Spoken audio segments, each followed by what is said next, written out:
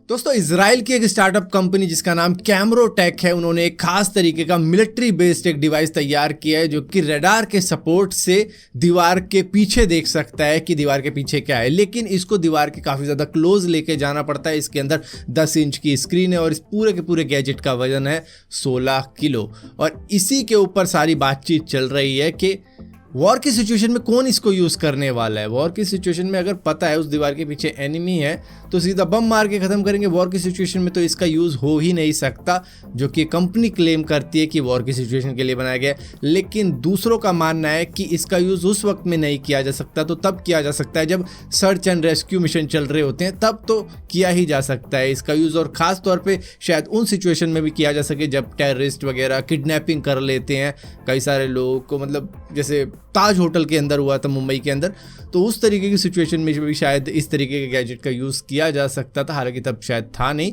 लेकिन आने वाले वक्त में इसका यूज़ हो सकता है। जैसे कि लेंटर के पार देखना हो, अगर दीवार के आसपास में नहीं देखना है कि उसके पीछे कौन है, तो ऊपर तो देखा ही जा सकता है कि हाँ ऊपर ही इतने जने हैं, तो इस तरीके की सिचुएशन है, तो उससे भी अंदाज़ा लग सकता है। दोस्तों आप सभी को मालूम है कि असम के अंदर एक भयंकर फ्लड आया हुआ है जिसकी वजह से काफ़ी भारी नुकसान वहाँ पर हो रखा है। करीबन 22 डिस्ट्रिक्ट ऐसे हैं जो कि अफेक्टेड हैं उस फ्लड की वजह से, जिसकी वजह से गूगल ने वहाँ पर SOS अलर्ट लॉन्च कर दिया है अपने गूगल मैप के अंदर, गूगल सर्चिस के अंदर।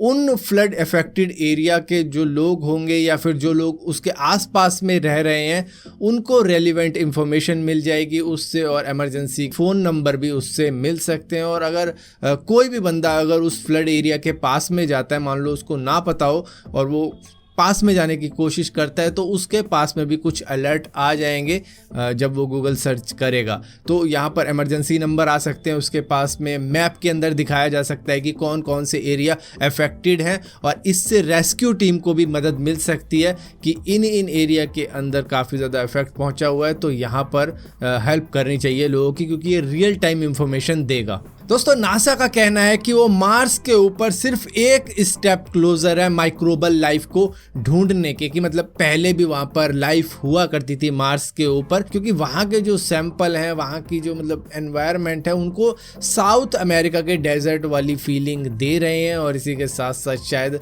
मिट्टी भी कुछ उस तरीके की है मार्स के मेटेओराइट की, जो कि साउथ अमेरिका के अंदर मिलती है। तो इसी वजह से उनका कहना ये है कि यहाँ पर शायद हम माइक्रोबल लाइफ को ढूंढ सकते हैं कि पहले यहाँ पर हुआ करती थी। और इसी के साथ साथ सैंपल लाने की बात की जाए मार्स से धरती पर, तो यहाँ पर दो देशों के बीच में एक रेस चल रही है, एक तो चाइना है और एक अमेरिका है।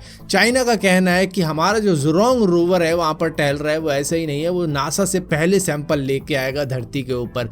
लेकिन यहाँ पर नासा का कहना है कि वो एक 3.5 बिलियन ईयर्स ओल्ड कोई रॉक है, उसको ड्रिल करेंगे और उसका सैंपल लेके आएंगे। अब देखो पहले लाए या बाद में लाए, लेकिन हाँ सैंपल दोनों ही लाएंगे। दोस्तों टेरा लूना के बारे में तो आपको मालूम ही होगा, जो कि क्रिप्टो करेंसी की दुनिया में अमर हो चुका है। मतलब $100 पे था और सीधा ही $0.1 पे चला गया इस क्रैश के अंदर, जहाँ पर इसका फाउंडर कहता है कि मैं लुट गया, बर्बाद हो गया, बेड़ा गर्क हो गया।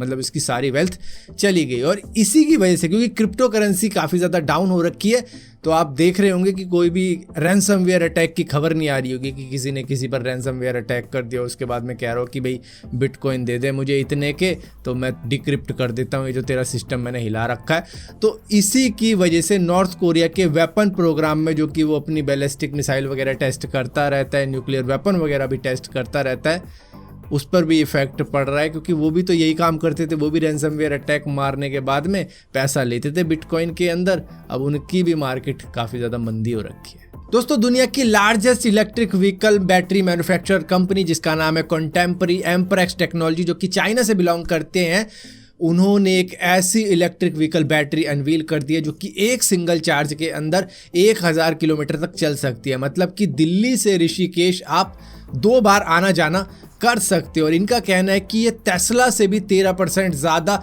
एफिशिएंट है। मतलब कि जितने साइज़ की बैटरी टेस्ला बनाती है उतने ही साइज़ की ये बनाएंगे तो वो 13% ज़्यादा चलेगी, मतलब कि ज़्यादा डिस्टेंस कवर कर पाएगी एक सिंगल चार्ज के अंदर। और यहीं पर टेस्ला की बात कर रहे हैं तो उन्होंने एक चीज़ अनाउंस कर दी थी कि सभी एम्प्लॉयज़ को 40 घंटे हर हफ्ते आना ही पड़ेगा ऑफिस में। ऐसा नहीं कि वर्क फ्रॉम होम ही करते रहोगे, अब सब खत्म हो चुका है, अब आओ आओ कंपनी में आकर काम करो। तो वहाँ पर जब सारे के सारे एम्प्लॉयज़ को हिदायत मिल गई तो वो जब सारे के सारे पहुँचे कैलिफोर्निया की फैसिलिटी के अंदर तो वहाँ पर हंगामा मच गया। उनको ऐसा लगा कि जैसे कि मेला शुरू हो चुका हो, इतनी भीड़ वहाँ पर आ गई, क्योंकि इतने सालों से तो मतलब 2-2.5 सालों से तो उनका यही चल रहा था कि मतलब आधा स्टाफ ही काम कर रहा था या फिर 30% स्टाफ ही काम कर रहा था, वहाँ पर आता था।